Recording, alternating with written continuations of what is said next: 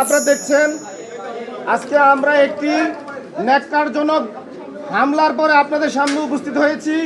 এই ঘটনাটির সম্পূর্ণ বিস্তারিত আপনাদের কাছে তথ্য সাপেক্ষে উপস্থাপন করার জন্য। আপনারা দেখেছেন জাতীয় নাগরিক পার্টির পক্ষ থেকে আমরা সারা দেশে বেশ কয়েকটি আসনের সীমানার অসন্তুষ্টি জানিয়ে আমরা আবেদন করেছি। তারই প্রেক্ষিতে ব্রাহ্মণবাড়িয়ার একটি আসন নিয়ে আমাদের সিনিয়র নেতা আতাউল্লাহ সাহেব আজকে এসেছেন শুনানিতে অংশগ্রহণ করার জন্য।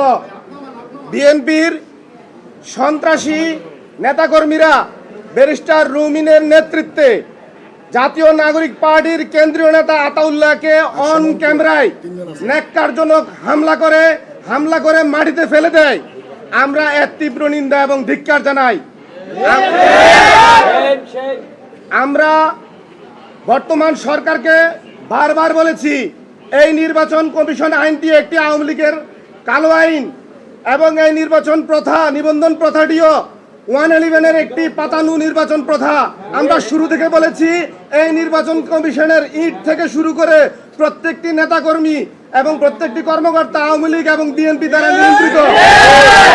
আমরা আজকে তার প্রমাণ দেখতে পেয়েছি। এখানে আমাদের দলের সর্বোচ্চ সিনিয়র নেতাদেরকে হামলা করা হয় ইসির উপস্থিতিতে এবং ইসির সামনে আমাদের নেতাদেরকে হামলা করে সন্ত্রাসীরা নির্বিঘ্নে বের হয়ে যায়। উপস্থিতি, আমরা এখানে আজকে প্রতিবাদ জানাতে এসেছি, কিন্তু আমরা ইসির কাছে কোনো ভিক্ষা জানাতে আসি নাই, আমরা ইসির কাছে কোনো দয়া চাইতে আসি নাই।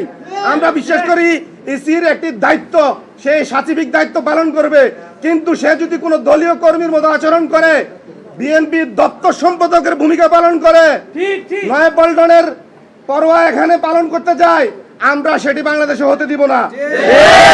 আমরা বারবার বলেছি এই নির্বাচন কমিশন বিএনপির দপ্ত সম্পাদকের ভূমিকায়, এই নির্বাচন কমিশনের অধীনে বাংলাদেশে সুস্থ নির্বাচন হওয়া সম্ভব না, যার প্রমাণ ইসির সামনে এনসিপির সর্বোচ্চ নেতাদেরকে হামলা করা হয়। আমরা যার উপরে হামলা করা হয়েছে, আমাদের বিগত ফ্যাসিস্ট আমলে 10-15 বছর যিনি নির্যাতিত নেতা, যিনি 18-র কোটা আন্দোলনের সর্বোচ্চ ত্যাগ স্বীকার করেছেন, এই পরীক্ষিত নেতা জাতীয় নাগরিক পার্টির সিনিয়র নেতা আতাউল্লাহকে আজকে নির্মমভাবে অন ক্যামেরা হামলা করা হয়েছে।